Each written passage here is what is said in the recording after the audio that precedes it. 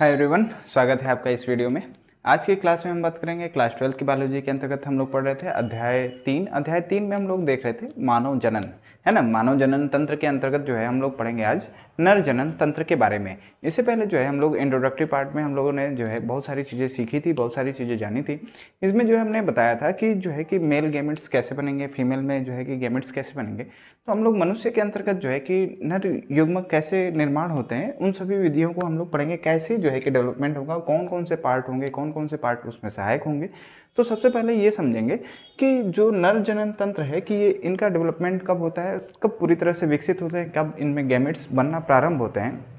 तो सबसे पहली बात ये है कि जब मनुष्य के अंतर्गत जो है कि यौनारंभ है ना, यौनारंभ यानी जो है कि जब कोई बालक है उसके अंतर्गत द्वितीयक लैंगिक लक्षण उत्पन्न होते हैं। द्वितीयक लैंगिक लक्षण जैसे उसके शरीर में जो है कि कुछ हार्मोनल बदलाव की वजह से, जैसे उसके अंतर्गत जो है दाढ़ी मूंछ का आना है और जो है उसकी आवाज़ में भारीपन आना, जैसे ये बालकों के जो है द्वितीयक लैंगिक लक्षण माने जाते हैं। अब इसके अंतर्गत जो है हम लोग पढ़ना है कि नर जनन तंत्र मेल रिप्रोडक्टिव सिस्टम में कौन कौन से जो है कि सहायक अंग होते हैं। तो सबसे पहली बात तो ये कि कहाँ पे स्थित होते हैं, तो मनुष्य के श्रोणि भाग में, है ना। कहाँ पे स्थित होते हैं, तो मनुष्य के श्रोणि भाग में ये स्थित होते हैं।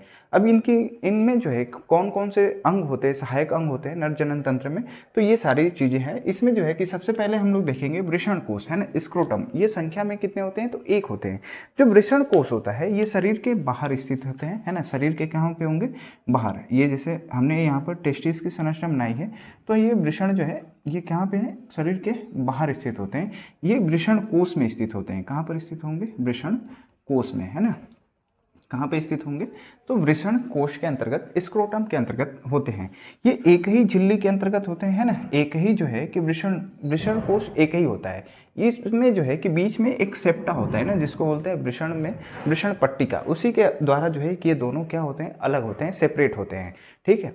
ये जो है वृषण कोष क्या है, तो वृषण कोष जो है एक पतली थैलीनुमा एक संरचना होती है, जिसके अंतर्गत जो है दोनों टेस्टिस क्या होते हैं, स्थित होते हैं, है ना।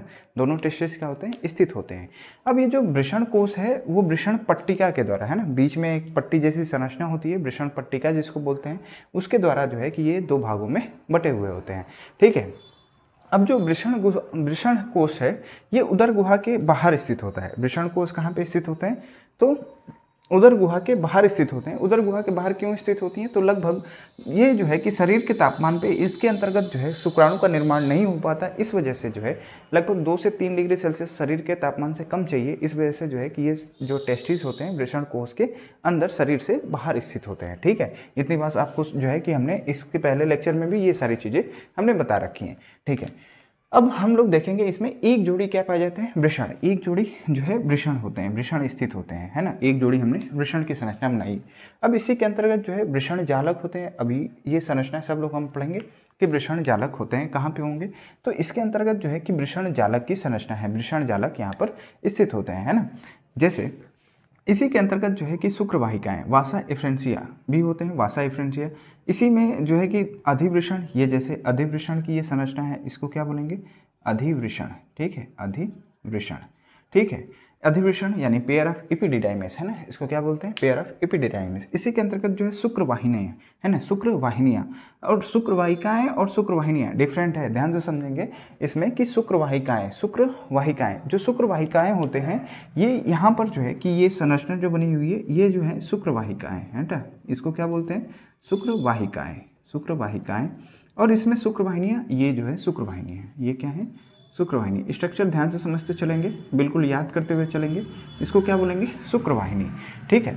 शुक्रवाहिकाएं, शुक्रवाहिनी अलग अलग हैं, आप ध्यान से समझते चलेंगे। इसी में दो अधिवृषण, ये एक अधिवृषण इधर और एक टेस्टिस इधर है। तो हमने एक जो संरचना है टेस्टिस की, वृषण की, उसको जो है हमने जो है उसको काटकर ऐसी संरचना दिखाई गई है कि अधिवृषण की जो सूक्ष्मदर्शी संरचना होती है उसको हमने यहाँ पर दिखाया हुआ है। अब इसी के अंतर्गत जो है शुक्राशय होते हैं। शुक्राशय, ये जो हमने संरचना बना रखी है ये किसकी संरचना है, तो ये शुक्राशय की। ये भी संख्या में कितने होते हैं, तो 2 होते हैं। शुक्राशय जो है कितने होते हैं, तो 2 होते हैं। ध्यान से समझेंगे, ये जो संरचना है इसको बोलते हैं क्या, शुक्राशय, है ना। इससे भी बहुत सारे तरल पदार्थ सिक्रीट होते हैं। अभी आगे हम लोग इसके बारे में डिस्कस करेंगे, शुक्राशय। ठीक है। अब इसमें 2 स्खलन वाहिनियाँ होती हैं, है ना। यहाँ पर जो है कि यहाँ पर जो ये खुल रही हैं इसी को क्या बोलते हैं, स्खलन वाहिनियाँ, स्खलन वाहिनी, है ना, स्खलन वाहिनियाँ, ठीक है, ये हैं स्खलन वाहिनियाँ। अब इसी के अंतर्गत जो है इसमें हम लोग देखेंगे स्खलन वाहिनियाँ, ये जो है मूत्र मार्ग है ना, ये क्या है पूरा जो है कि मूत्र मार्ग है। अब इसी में जो है कि हम लोग पढ़ेंगे प्रोस्टेट ग्रंथि, ये जो संरचना है इसको बोलते हैं क्या, प्रोस्टेट ग्रंथि, है ना, प्रोस्टेट ग्रंथि की संरचना, है ना। आगे ये जो है इसको बोलते हैं काउपर ग्रंथि या फिर बल्बो यूरेथ्रल ग्रंथि, इसको याद रखेंगे आप लोग, इसको बोलते हैं क्या, काउपर ग्रंथि, या फिर इसी को कहते हैं क्या, बल्बो यूरेथ्रल ग्रंथि, बल्बो यूरेथ्रल ग्रंथि, यूरेथ्रल ग्रंथि, है ना, बल्बो यूरेथ्रल ग्रंथि, नाम याद रखिएगा सब कुछ, है ना। अब इसी के अंतर्गत जो है ये सिस्टम वाला भाग है ना, ये जो है सिस्टम वाला भाग है, ठीक है। हम समझेंगे इसके अंतर्गत जो जो संरचना है उसके बारे में पूरा जो है डिटेल से हम लोग समझते हुए चलेंगे। तो पहली बात हमने इसमें की कि वृषण कोश, वृषण कोश क्या है, तो ये जो है कि शरीर के बाहर थैलीनुमा एक स्ट्रक्चर होता है ना, थैलीनुमा स्ट्रक्चर होता है जो है कि लोचदार स्ट्रक्चर होता है, इसमें जो है कि दो वृषण जो है क्या होते हैं, स्थित होते हैं, दो वृषण क्या होते हैं, स्थित होते हैं। ये शरीर से बाहर क्यों स्थित होते हैं, क्योंकि जो है कि शुक्राणु की शुक्राणु के बनने के लिए जो है कि तापमान, शरीर के तापमान से लगभग 2 से 3 डिग्री सेल्सियस कम तापमान चाहिए, इस वजह से जो है कि ये शरीर के बाहर स्थित होते हैं, ठीक है। अब आगे हम लोग समझेंगे कि ये जो वृषण कोश है, वृषण कोश ये सेप्टेट होते हैं ना, बीच में क्या होता है, एक सेप्टा लगा होता है जिसको बोलते हैं वृषण पट्टिका, है ना, वृषण पट्टिका, जिसके द्वारा दोनों टेस्टिस जो है एक दूसरे से क्या होते हैं, अलग अलग होते हैं, अलग अलग होते हैं, ठीक है। आगे समझेंगे इसी के अंतर्गत जो है टेस्टिस की संरचना हम लोग समझते हुए चलेंगे। इसमें जो है कि यहाँ पर ये जो टेस्टिस की संरचना है, इसमें जो बाहरी लेयर होता है उसको बोलते हैं, ये जो बाहर की संरचना है इसमें देखेंगे ये जो है कि दो जो है संयोजी ऊतक के द्वारा घिरा होता है, वृषण जो है दो संयोजी ऊतक के द्वारा क्या होते हैं, घिरे होते हैं। जो बाहर की संरचना होती है, जो बाहर की संरचना होती है उसको बोलते हैं ट्यूनिका वेजिनेलिस, है ना, ध्यान से समझेंगे, इसको बोलते हैं ट्यूनिका वेजिनेलिस, है ना, ध्यान से समझते चलिएगा। ये जो बाहर की संरचना आप देख रहे हैं, बाहर वाला ये जो लेयर है इसको बोलते हैं क्या, ट्यूनिका वेजिनेलिस, है ना, बाहर की संरचना। इसमें जो ये यहाँ पर जो है आप देख रहे हैं, इसमें जो है कि ये कई पार्ट में बटे हुए हैं, ये कई लोब्स में बटे होते हैं, लगभग 250 जो है वृषणीय पिंडक होते हैं। ये जो संरचना हमने बनाई है यहाँ पर आप देख रहे होंगे, ये लगभग जो है 250 वृषणीय पिंडक होते हैं, 250 क्या होते हैं, वृषणीय पिंडक। इसमें जो दूसरी लेयर है, दूसरी ऊतक का नाम है, उसको बोलते हैं ट्यूनिका एल्बुजिनिया। ये वाली जो लेयर है इसको बोलते हैं ट्यूनिका एल्बुजिनिया, है ना, ठीक है। तो हमने बताया कि जो वृषण है वो दो ऊतकों की बनी हुई है, दो ऊतकीय संरचनाओं की बनी है, या फिर दो ऊतकीय आवरण की बनी हुई संरचना होती है, जैसे ट्यूनिका वेजिनेलिस और ट्यूनिका एल्बुजिनिया, ठीक है। अब इसी के अंतर्गत जो है ट्यूनिका जो एल्बुजिनिया है ये कई पिंडों में बटा होता है, जिसको बोलते हैं वृषण पिंडक। क्या बोलते हैं, वृषण पिंडक। इसी के अंतर्गत जो है शुक्रजन नलिकाएं होती हैं। इसी के अंतर्गत आप देखेंगे तो इसी के अंतर्गत क्या होती हैं, शुक्रजन नलिकाएं, सेमिफेरस ट्यूब्यूल जिनको बोलते हैं, शुक्रजन नलिकाएं स्थित होती हैं। इसी के अंतर्गत जो है यहाँ पर जो ऐसी संरचना, जालनुमा संरचना बनी हुई है, इसी को बोलते हैं वृषण जालक, है ना। क्या बोलते हैं, वृषण जालक, है ना, ये रेटे टेस्टिस, है ना, इसको क्या बोलेंगे, वृषण जालक, रेटे टेस्टिस। अब ये जो वृषण जालक है, और उसके बाद इससे पहले जो है कि यहाँ पर है शुक्रवाहिकाएं, ये है शुक्रवाहिनी, है ना। अब इसी के अंतर्गत जो है आप समझेंगे ये वृषण जालक आपने देख ही लिया, वृषण जालक, है ना। अब दो शुक्राशय यहाँ पर हमने संरचना बनाई है। पहले आप जो है पूरी तरह से संरचना के बारे में समझ लेंगे, फिर जो है एक एक चीज़ के बारे में आपको डिटेल से समझाया जाएगा, है ना। शुक्रवाहिकाएं देख लिए, अधिवृषण देख लिए, शुक्रवाहिनियाँ देख लिए, दो शुक्राशय देख लिए, है ना, दो शुक्राशय, ये शुक्राशय की संरचना है। फिर जो है ये यूरेथ्रा वाला पार्ट है ना, और जो है प्रोस्टेट ग्रंथि, यहाँ पर हमने जो है प्रोस्टेट ग्रंथि बनाई है, ये जो है काउपर ग्रंथि जिसको बल्बो यूरेथ्रल ग्रंथि कहते हैं, और ये जो सिस्टम वाला पार्ट है। तो आप जो है पूरा डायग्राम को बनाएंगे और इसके बारे में जो है कि समझेंगे। अब जो है हम लोग समझेंगे इस वृषण के बारे में, है ना, वृषण की संरचना के बारे में आप समझते चलिएगा। वृषण की संरचना तो हमने जो है कि बताया कि जो वृषण है वो जो है, चलिए अब समझेंगे।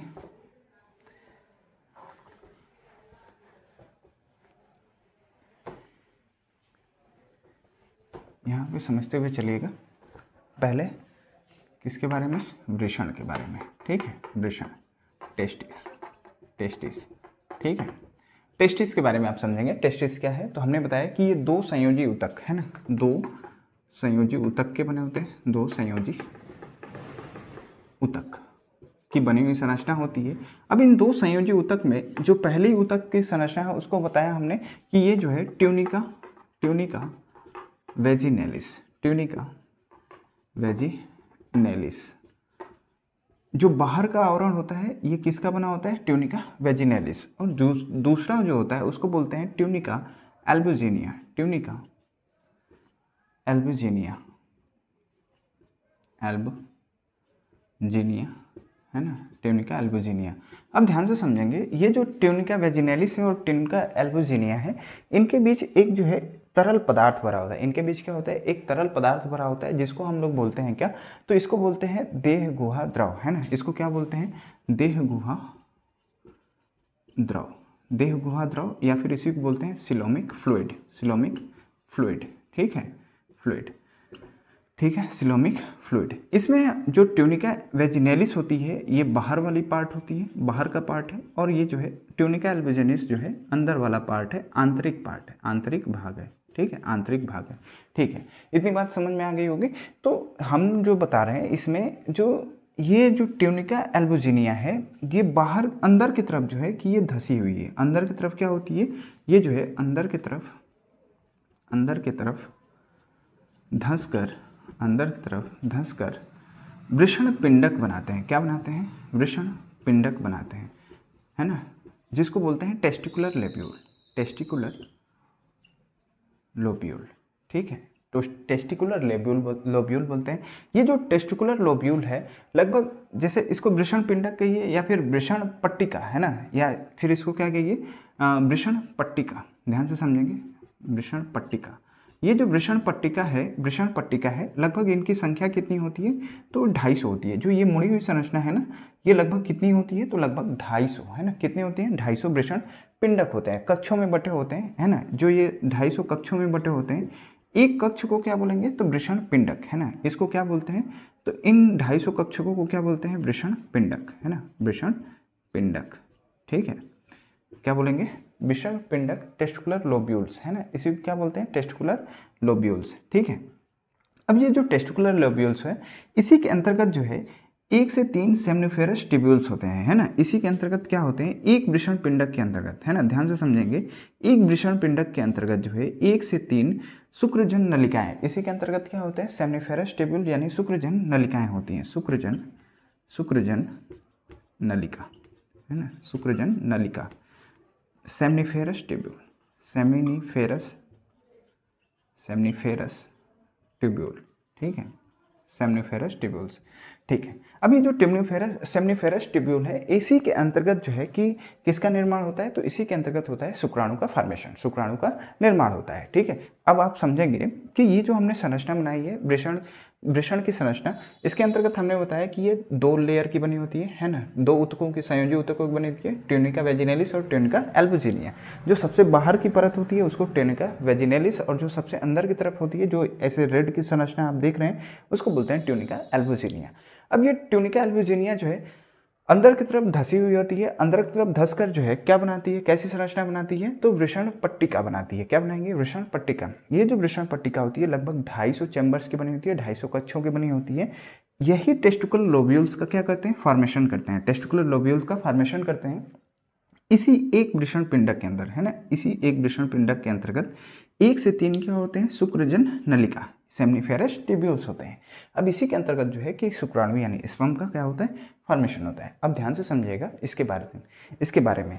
अब ये जो अगर हम एक पिंडक की संरचना बनाएं, एक पिंडक की क्या करें, संरचना बनाएं, तो इसके अंतर्गत हम कह रहे हैं कि 1 से 3 क्या होती है, सेमनिफेरस ट्यूब्यूल्स। ये क्या है, सेमनिफेरस ट्यूब्यूल्स, ठीक है। अब सेमनिफेरस ट्यूब्यूल्स के अंदर जो है कि ये संरचना आप जूम करके देख रहे हैं, ये जो हमने एक संरचना बनाई है इसी को जो है कि यहाँ पर काट कर बनाई गई संरचना है ना। आप देख रहे हैं इसके अंतर्गत क्या क्या चीज़ें होती हैं। अब इसमें जो है कि इंटरस्टिशियल स्पेस होते हैं, इसको बोलते हैं अंतराली अवकाश। क्या कहते हैं, अंतराली अवकाश, है ना, ध्यान से समझते चलिएगा। इसको बोलते हैं अंतराली अवकाश, interstitial space, interstitial interstitial space.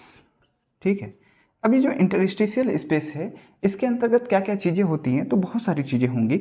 इसमें ध्यान से समझेंगे, जो पहली संरचना होती, पहली क्या इसमें जो है कि बहुत सारी चीज़ें होंगी। जो एक तो इसमें होंगे रक्त केशिकाएँ, इसी के अंतर्गत क्या पाई जाती हैं, रक्त केशिकाएँ, ब्लड कैपिलरीज। ठीक है, ब्लड कैपिलरीज रक्त केशिकाओं के अलावा इसी के अंतर्गत पाई जाती हैं तंत्रिका तंतु, है ना। इसी के अंतर्गत क्या पाई जाती हैं, तो तंत्रिका तंतु पाई जाती हैं। तंत्रिका तंतु के अलावा इसी के अंतर्गत जो है कि अंतराली कोशिका या फिर लीडिंग सेल्स होती हैं। अंतराली कोशिका, अंतराली कोशिका, अंतराली कोशिका या फिर इसी को बोलते हैं लीडिंग सेल, लीडिंग सेल। ठीक है, लीडिंग सेल। अब समझेंगे, जो ये लीडिंग सेल्स होती हैं, लीडिंग कोशिका होती है या फिर आप जो है इसको बोलते हैं क्या, अंतराली कोशिका। अंतराली कोशिका के अंदर, इसी के अंदर जो है कि इसी में क्या होता है, ये क्या सिक्रीट करती हैं, तो टेस्टोस्टेरोन हार्मोन सिक्रीट करती हैं। कौन सा हार्मोन, टेस्टोस्टेरोन, है ना। कौन सा हार्मोन सिक्रीट करती हैं, टेस्टोस्टेरोन। और भी बहुत सारे एंड्रोजन हार्मोन, है ना, क्या करेंगे, एंड्रोजन हार्मोन का सिक्रेशन करते हैं। ठीक है, एंड्रोजन हार्मोन कौन सिक्रेट करेंगे, तो यही अंतराली कोशिका या फिर लीडिंग सेल्स। ठीक है, अब ये जो संरचना हमने पढ़ी इसके बारे में अब जो है समझेंगे कि अंतराली कोशिका के अंतर्गत क्यों रक्त केशिकाएं पाई जाएंगी, तो ब्लड का ट्रांसपोर्टेशन करने के लिए, है ना। इन सेल्स को भी जो है पोषण, न्यूट्रिशन चाहिए, तो उसके लिए इसी के अंतर्गत जो है तंत्रिका तंतु यानी नर्व सेल्स पाए जाते हैं। नर्व सेल्स का काम क्या होगा, तो ये जो है कि किसी भी सेंसेशन, किसी भी दर्द के अनुभव को लिए जो है कि होते हैं। इसी के अंतर्गत जो है अंतराली कोशिका या लीडिंग सेल्स होते हैं। तो अभी बताएंगे कि लीडिंग सेल्स का काम क्या होता है। हमने बताया कि ये टेस्टोस्टेरोन हार्मोन या फिर एंड्रोजन हार्मोन का क्या करते हैं, सिक्रेशन करते हैं। तो ये सिक्रेट करने के लिए प्रेरित कौन करता है, तो ब्रेन से जो है कि दो हार्मोन सिक्रेट होते हैं जिसको बोलते हैं LH ल्यूटिनाइजिंग हार्मोन। एक और हार्मोन सिक्रेट होता है जिसको बोलते हैं ICSH, ICSH। इसको बोलते हैं interstitial cell stimulating hormone, interstitial cell stimulating hormone. ठीक है, ये जो है कि हार्मोन सिक्रेट कौन करता है, तो ये ब्रेन के द्वारा सिक्रेट हो जाएगा, है ना, अग्रपयोस्क ग्रंथि के द्वारा सिक्रेट की जाती हैं। ठीक है, अब इन्हीं हार्मोन की वजह से जो है कि जो कोशिकाएं जो बनेंगी, जो स्पर्म बनेंगे, शुक्राणु बनेंगे, इसी के अंतर्गत जो है कि पोषण प्रदान किया जाएगा। इसके अंतर्गत नहीं, सर्टोली कोशिका के अंतर्गत की जाती हैं। तो आगे हम संरचना पढ़ेंगे इसमें कि हमने दो हार्मोन पढ़े, ल्यूटिनाइजिंग हार्मोन और ICSH हार्मोन, जिसको बोलते हैं क्या, इंटरस्टिशियल सेल स्टिमुलेटिंग हार्मोन। ये सिक्रेट होते हैं। अब थोड़ी सी संरचना हम पढ़ेंगे कि ये शुक्रजन नलिका के बारे में, है ना, शुक्रजन नलिका के बारे में। तो थोड़ी सी संरचना आप जो है कि देखते चलिएगा। जो शुक्रजन नलिका होती है वो दो सेल्स की बनी होती है ना। अब हम लोग बात करेंगे शुक्रजन नलिका की, ध्यान से समझते चलिएगा। हम लोग बात करेंगे किसकी, शुक्रजन नलिका की। ये जो शुक्रजन नलिका है, यहाँ पे समझते चलिएगा। शुक्रजन नलिका जो है दो सेल्स की बनी होती है ना। शुक्रजन नलिका, शुक्रजन नलिका दो सेल्स की बनी होती है, बनी होती है। दो सेल्स की क्या होती है, बनी होती है। जो इसमें पहली सेल्स होती है, शुक्रजन नलिका में जो पहली सेल्स होती है उसको बोलते हैं क्या, शुक्रजन कोशिका, शुक्रजन कोशिका। ठीक है, इसको क्या बोलेंगे, शुक्रजन कोशिका, है ना, शुक्रजन कोशिका। और जो दूसरी कोशिका होती है उसको बोलते हैं सर्टोली कोशिका, सर्टोली कोशिका, है ना। इसी को जो है कि नर्स सेल्स भी बोलते हैं या नर्स कोशिका, नर्स कोशिका, है ना। इसी को क्या बोलते हैं, सर्टोली कोशिका, या इसी को बोलते हैं क्या, नर्स कोशिका। इसी को जो है अवलंबन कोशिका भी बोलते हैं ना, अवलंबन कोशिका, है ना। ध्यान से समझेंगे। इसको नर्स सेल्स क्यों बनते हैं, क्योंकि इसी के अंतर्गत जो है, इसके अंतर्गत ये जो संरचना है ये किसकी है, तो ये शुक्रजन नलिकाएं, 1 से 3 शुक्रजन नलिकाएं होती हैं एक वृषणी पिंडक में। तो ये जो संरचना है इसी के अंतर्गत दो सेल्स होते हैं, दो तरह की क्या होती हैं, सेल्स होती हैं। ध्यान से समझेंगे कि इसके अंतर्गत हमने क्या बताया कि दो सेल्स होती हैं, है ना। एक तो जो है पहली कोशिका जिसको हमने बताया क्या कि ये शुक्रजन कोशिका है, और दूसरी कोशिका होती है उसको बोलते हैं क्या, सर्टोली सेल्स, सर्टोली सेल्स। ये जो है हमने सर्टोली सेल्स की संरचना बनाई।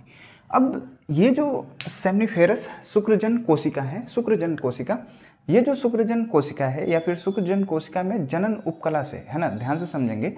शुक्रजन कोशिका में इसमें जनन उपकला, है ना, जनन उपकला से आश्रित जो है कि क्या होते हैं कि एक कोशिकीय परत होती है।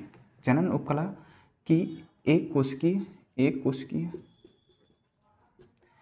कोशिकीय परत होती है, एक कोशिकीय परत होती है। अब ये जो एक कोशिकीय परत है इसी के अंतर्गत जो है किसका निर्माण होता है, तो इसी से जो है कि बनती है मूल जनन कोशिका, है ना। इसी से क्या बनेंगी, मूल जनन कोशिका, मूल जनन कोशिका, जिसको बोलते हैं प्रीमोर्डियल सेल्स, है ना, प्रीमोर्डियल सेल्स, प्रीमोर्डियल सेल्स। अब ये जो प्रीमोर्डियल सेल्स हैं ध्यान से समझेंगे, इसी के अंतर्गत जो है कि विभाजन होता है। प्रीमोर्डियल सेल्स विभाजन होकर क्या बनाएंगे, प्रीमोर्डियल सेल्स, तो ये जो है कि शुक्रजन कोशिका, है ना, यही क्या बनाएंगे, शुक्रजन कोशिका, है ना, शुक्रजन कोशिका।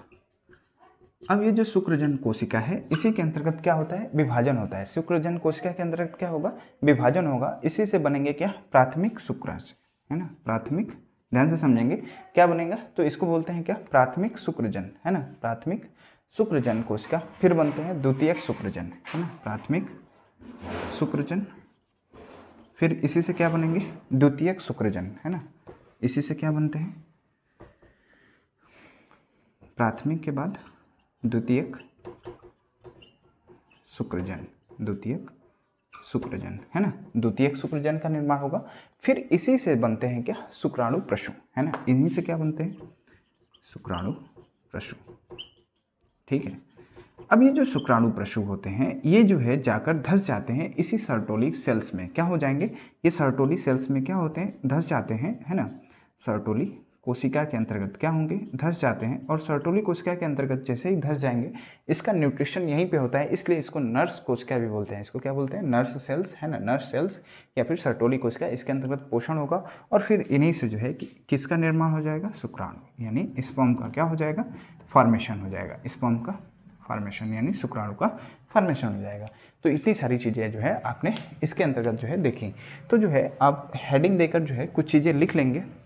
जैसे पहली हेडिंग जो है कि आप जो है नर जनन तंत्र देंगे। नर जनन तंत्र में जो है कि आपने जो लिखा था उसको जो है कि आप सीक्वेंस वाइज चीज़ें लिखेंगे, डायग्राम को बनाएंगे। डायग्राम को बनाने के बाद आप जो है कि पहली हेडिंग इसके अंतर्गत देंगे वृषण कोश, है ना, वृषण कोश, स्क्रोटम। इसमें लिखेंगे कि यह एक थैलीनुमा संरचना होती है, यह एक थैलीनुमा संरचना होती है जो पतली व ढीली रोमयुक्त त्वचा से बनी होती है, जो पतली व ढीली रोमयुक्त त्वचा से बनी होती है, ठीक है।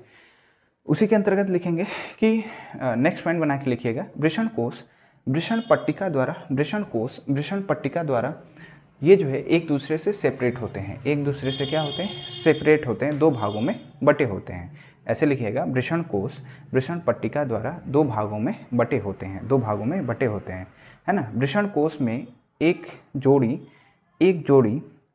वृषण उपस्थित होते हैं, ठीक है। आगे लिखेंगे, वृषणों का उदर गुहा के बाहर स्थित होना, उदर गुहा के बाहर स्थित होना इसलिए आवश्यक है क्योंकि उदर गुहा की अपेक्षाकृत तापमान शरीर से 2 से 3 डिग्री सेल्सियस कम होता है, शरीर से 2 से 3 डिग्री सेल्सियस कम होता है, जिसपे शुक्रजनन के द्वारा शुक्राणु का निर्माण हो सके, है ना, ठीक है। उसके बाद जो है आप दूसरी हेडिंग देंगे वृषण, है ना, टेस्टिस। इसमें जो है कि आप पॉइंट वाइज करके लिखते चलिएगा वृषण के अंतर्गत कि जो वृषण है लिखेंगे, वृषण नर का प्राथमिक लैंगिक अंग है। यह अंडाकार गुलाबी रंग की संरचना होती है, इसकी लंबाई लगभग, ये जो लंबाई है इसकी 4 से 5 सेंटीमीटर होती है ना, इसकी लंबाई कितनी होती है, लगभग 4 से 5 सेंटीमीटर होती है, तथा चौड़ाई 2 से 3 सेंटीमीटर होती है। आगे लिखेंगे, वृषण में शुक्राणु का निर्माण होता है, ये शुक्राणु लिखेंगे आगे, शुक्रवाहिका से होते हुए अधिवृषण में, शुक्रवाहिका से होते हुए, ये शुक्रवाहिका है, शुक्रवाहिका से होते हुए अधिवृषण, ये अधिवृषण में। आगे लिखेंगे, शुक्रवाहिका से होते हुए अधिवृषण में, अधिवृषण से होते हुए शुक्रवाहिनी में, है ना। आगे लिखेंगे, कॉमा, शुक्रवाहिनी से शुक्राशय में, शुक्राशय से स्खलन वाहिनी में, है ना, स्खलन वाहिनी से जो है कि मूत्र मार्ग द्वारा शरीर से बाहर कर दिया जाता है, मूत्र मार्ग द्वारा शरीर से बाहर कर दिया जाता है। ठीक है, आगे लिखेंगे मूत्र मार्ग यानी यूरेथ्रा मूत्राशय से निकलकर पुरुष के शिश्न भाग से जो है एक छिद्र के माध्यम से बाहर खुलता है, जिसे मूत्राशय मुख कहते हैं। ठीक है, आगे जो है अब हम लोग इसके अंतर्गत जो है वृषण की जो है सूक्ष्मदर्शी संरचना के बारे में लिखेंगे। वृषण की सूक्ष्मदर्शी संरचना हेडिंग देंगे आप, वृषण की सूक्ष्मदर्शी संरचना। ये जो है एग्जाम में भी क्वेश्चन इससे पूछा जाता है, तो आप जो है इसको जो है नोट डाउन करेंगे। इसके अंतर्गत लिखेंगे कि वृषण द्विस्तरीय संयोजी ऊतक के, पहला पॉइंट है, पॉइंट वाइज करके लिखते चलिएगा। वृषण जो है द्विस्तरीय संयोजी ऊतक के आवरण द्वारा घिरा होता है, जिसे वृषण खोल टेस्टिकुलर कैप्सूल है ना कहते हैं, टेस्टिकुलर कैप्सूल कहते हैं। नेक्स्ट पॉइंट लिखेंगे, इसमें बाहर का आवरण पतला होता है, जिसे ट्यूनिका वेजिनेलिस कहते हैं और अंदर का आवरण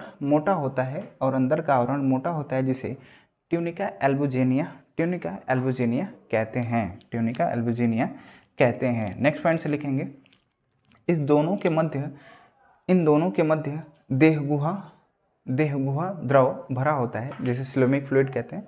देहगुहा द्रव भरा होता है जो वृषणों को बाहरी आघात से बचाने का कार्य करते हैं। जो इसमें सिलोमिक फ्लूइड होता है, ये जो है वृषण को, टेस्टिस को बाहरी आघात से क्या करता है, सुरक्षित रखने का कार्य करता है। ठीक है, आगे लिखेंगे नेक्स्ट पॉइंट से लिखेंगे ट्यूनिका एल्बुजिनिया का संयोजी ऊतक लिखेंगे। ट्यूनिका एल्बुजिनिया का संयोजी ऊतक वृषण के भीतर भाग तक धंसकर वृषण पट्टिका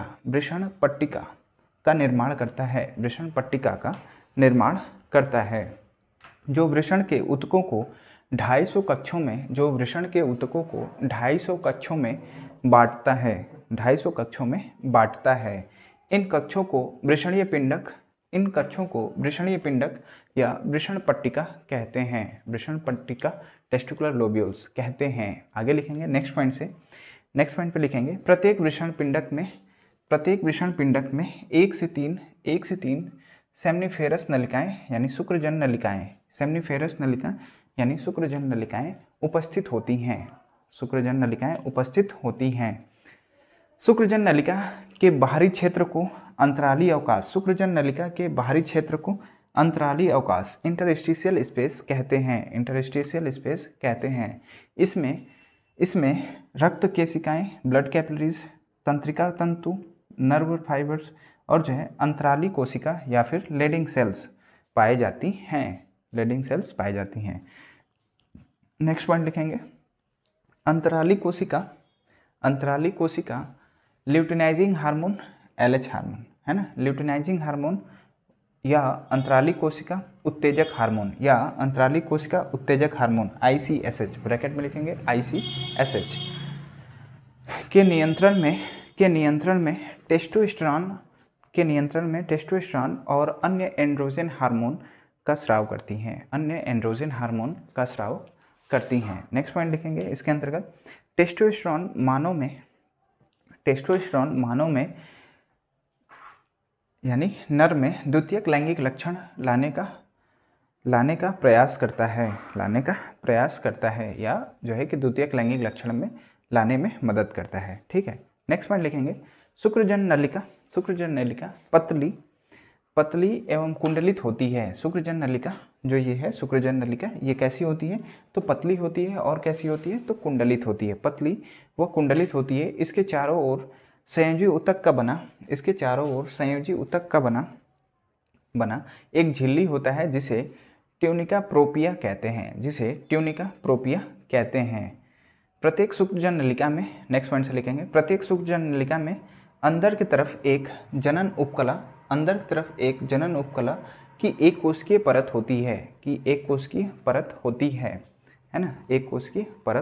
होती है, जिसे जो दो प्रकार की होती है। पहला लिखेंगे शुक्रजन कोशिका है ना, शुक्रजन कोशिका सेमिफेरस सेल्स है ना। इसमें लिखेंगे पॉइंट करके लिखिएगा पहला कि शुक्रजन कोशिका, डैश करके इसमें लिखेंगे जिससे शुक्राणु का निर्माण होता है, जिससे शुक्राणु का निर्माण होता है। जनन उपकला, आगे लिखेंगे जनन उपकला में उपस्थित मूल जनन कोशिका, जनन उपकला में उपस्थित मूल जनन कोशिका, मूल जनन कोशिका से मूल जनन कोशिका में विभाजन होता है जिससे शुक्रजन कोशिका बनती हैं, जिससे शुक्रजन कोशिका बनती हैं। आगे लिखेंगे शुक्रजन कोशिका में विभाजन होता है, शुक्रजन कोशिका में विभाजन होता है जिससे प्राथमिक शुक्रजन कोशिका बनती है, जिससे प्राथमिक शुक्रजन कोशिका बनती है। नेक्स्ट पॉइंट में लिखेंगे शुक्रजन, प्राथमिक शुक्रजन कोशिका में विभाजन होता है जिससे द्वितीयक शुक्रजन कोशिका बनती है, जिससे द्वितीयक शुक्रजन कोशिका बनती है। नेक्स्ट पॉइंट लिखेंगे शुक्राणु पशु रूपांतरित होकर, आगे लिखिएगा जो आप लिखे हैं कि द्वितीयक शुक्रजन बनती है, आगे लिखेंगे उसमें पहले लिखिएगा कि द्वितीयक शुक्रजन कोशिका में विभाजन होता है जिससे शुक्राणु पशु का निर्माण होता है, शुक्राणु पशु का निर्माण होता है। आगे लिखेंगे शुक्राणु पशु जिसको आप लोग स्पर्मेटिड्स कहते हैं, है ना, इसको इंग्लिश में क्या बोलते हैं, स्पर्मेटिड्स, स्पर्मेटिड्स, है ना। लिखिएगा शुक्राणु पशु रूपांतरित होकर शुक्राणु का निर्माण करते हैं, यानी स्पर्म का फॉर्मेशन करते हैं, ठीक है। दूसरा लिखेंगे सर्टोली कोशिका या नर्स कोशिका, सर्टोली कोशिका या नर्स कोशिका लिखेंगे। इसमें यह कोशिका भीतर की तरफ, यह कोशिका भीतर की तरफ कटी फटी होती है, भीतर की तरफ कटी फटी होती है और इसी स्थान में शुक्राणु आकर धस जाते हैं, और इसी स्थान पर शुक्राणु आकर धस जाते हैं। आगे लिखेंगे सर्टोली कोशिका, सर्टोली कोशिका इन शुक्राणु पशु का सहारा और सुरक्षा प्रदान करते हैं, को सहारा और सुरक्षा प्रदान करते हैं तथा इन्हें पोषण प्रदान करते हैं। आगे लिखेंगे सर्टोली कोशिका में धसे हुए शुक्राणु पशु धीरे धीरे रूपांतरित होकर शुक्राणु में बदल जाते हैं, धीरे धीरे रूपांतरित होकर शुक्राणु में बदल जाते हैं। आगे लिखेंगे सर्टोली कोशिका में एक प्रोटीन युक्त हार्मोन, है ना, ध्यान से समझेंगे। सर्टोली कोशिका में एक प्रोटीन युक्त हार्मोन होता है जिसे बोलते हैं इनहिबिन, है ना, जिसे क्या बोलते हैं, इनहिबिन, है ना, इनहिबिन, ठीक है। एक हार्मोन होता है, एक प्रोटीनेशियस हार्मोन होता है जिसे बोलते हैं इनहिबिन का स्राव होता है। ये हार्मोन शुक्राणु के उत्पादन, है ना, ये हार्मोन शुक्राणु के उत्पादन को प्रेरित करने वाला और इन पर नियंत्रण करने वाला होता है। तो ये जो है कि आपने इसके बारे में लिख लिया।